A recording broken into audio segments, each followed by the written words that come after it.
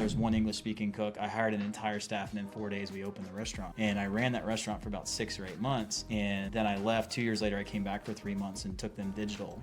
And those have been lifelong friends of ours now. And they actually ended up exiting that business and sold it profitably, and then went and spent like a month or two in the DR where she was from. And it was just so cool where that was like my last job in restaurants was that. And it was like a whole nother experience. I realized at that moment that the restaurant business wasn't bad. It wasn't that I didn't like it, but I loved the people. I loved serving people. I loved teaching the waitresses how to make more money. I used to have them hold their little book up like this, and I taught them to put a picture of their children like this, so that people are staring at a picture of their children as they're waiting tables. Instant 25% tip increase. I love helping people realize that their potential is bigger than this restaurant, and help them make better decisions. I just loved being around that. But that was my last restaurant job. It's kind of cool. But I got kind of ripped out of restaurants because I hurt my back and I just couldn't keep doing it. And my mom says, "Ooh, you're gonna go to real estate school." So she put me in real estate school, and then we blew up. I sold like 100 houses my first year, and I tripled her business. And then up until even like earlier this year, I had 25 agents on our real estate team that we owned. And it was a big venture for a long time. But it was amazing how that one moment, it's almost like you were made for more than restaurants. You've done your mission work here. Now we're going to a new field. And I think real estate really opened up my possibilities a lot more. Yeah. Taught me that I didn't know anything about money. My first big year, like $180,000, $200,000, I pissed it all away. I bought a moped. I had moped though. Moped was cool. Got spinners on. It was from China and it broke really fast. But I learned so fast that I know how to make a lot more money a lot faster. And I realized that I like making a lot more money in big spurts. But I also realized that I hated selling real estate, and that taught me a lot as well. I realized that I was driven by security. Even though you wouldn't think I am, I need to feel security in my money. Otherwise, I'm not myself. I can't give my best version of me to anybody. So I learned a lot through that. I learned that, wow, I can make 10, 20 grand in one foul swoop, like one swing. And that's so much easier than going and working for somebody else, where I could never make that much money like that. So I realized that. Then I had these moments of clarity where I lost a lot of money all at one time that showed me that I need to be very diversified and have lots of different streams of income, not just one. Like I learned so much, through those 3 years, the initial 3 years in real estate. It's pretty magical, but that's another video for another time. I can give you my life lessons. Timeline-wise, you guys probably don't know this, but 12 years old, started my first company. I even had like people working for me all the way up, moved from like central Alabama down to Florida. Then me and my cousin had pressure washing, lawn maintenance. We trimmed a lot of like palm trees, made tons of money. We're always self-employed. I didn't work anywhere really. Besides, we worked at some church kitchens with my buddy. Is your dad or mom an entrepreneur? Mom's an entrepreneur. Dad passed away a while back. He was an entrepreneur, and then he went the corporate life for 26 years. Yeah, but definitely very successful mindsets, and I got to learn a lot from watching them.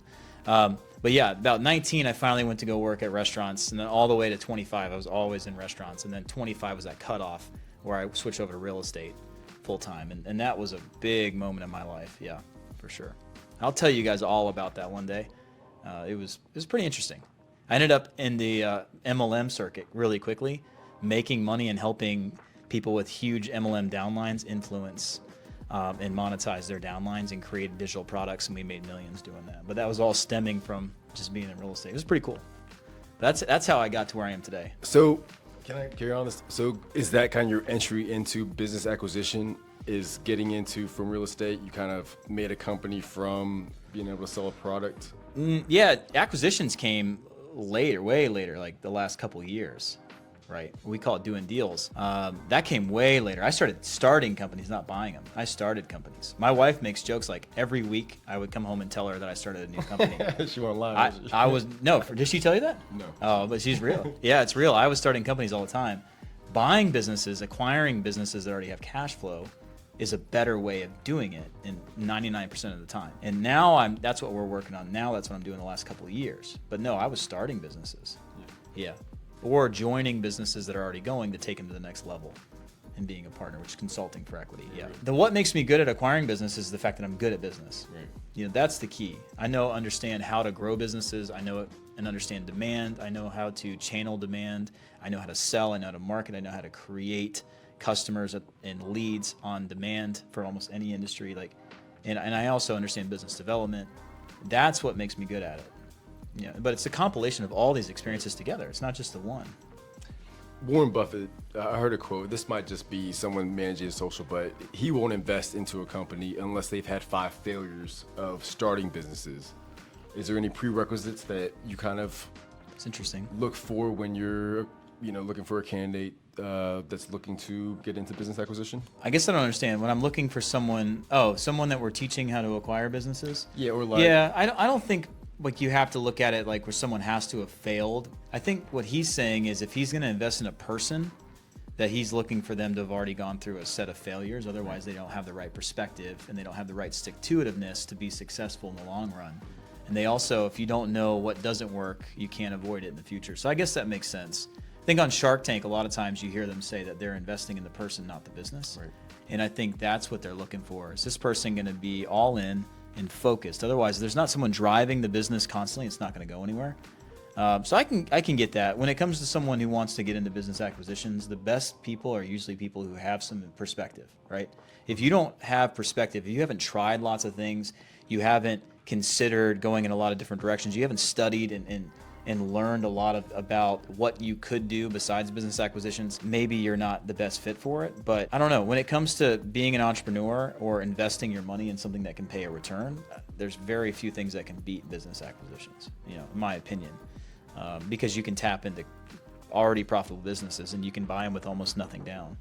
And it's the stability you're looking for. Yeah, but it also depends on your background, right? So you got to stay in your lane. If you are someone who's got a great background in a very specific field and then you try to go buy a business in a completely different industry, it may not translate really well. So I think more about when business acquisitions comes to the forefront of your mind, it starts usually with a moment, I'm tired of making other people money. I'm growing this business. I'm the one who makes the magic happen in this company, but I'm not the owner.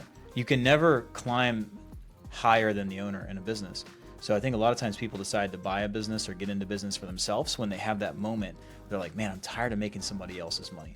I'm tired of waking up every day and building somebody else's castle and their dreams and their future. And I'm putting money in their kids' trust fund instead of my kids' trust fund, right? So I think that's the moment. And buying a business is just a conduit. I think it's the best kept secret in investing, for sure. No, I think so too. And you're hearing it from the legend here. No, and I'm not the legend in business acquisitions. Not yet. No.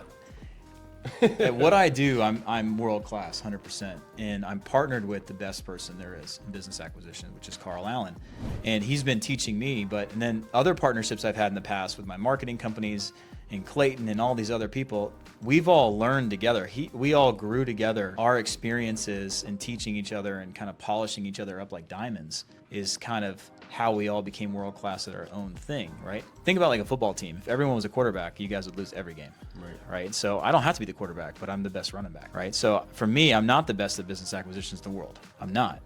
Carl is, but he's my partner, and what I am able to bring to his world makes him even better. So I think it's just a team effort. Absolutely. But y'all share a singular vision, singular mindset. Yeah. That keep y'all on the same team. Yeah. We've got lots of businesses together. So David, good talking with you. And I like these reaction videos because I think it stems really good conversations. The man behind the camera, Lorian, we've had some good conversations too, just from different conversations that we've had and videos we've filmed have just gone into these spiraling debates. But I think it's cool that we're able to reflect on this, and it went in a totally different direction. But thanks for being here with me. Fist bump. Yes, sir. Please consider watching my Surges of Income video where I explain it in detail. You can click this button here and get to the video. Also, if you have some questions, you have some comments, please let me know. I want to hear from you. Do you want to be mentored live by me on my podcast? Let me know in the comments below. Watch that video on Surges of Income, and I will see you in the next video.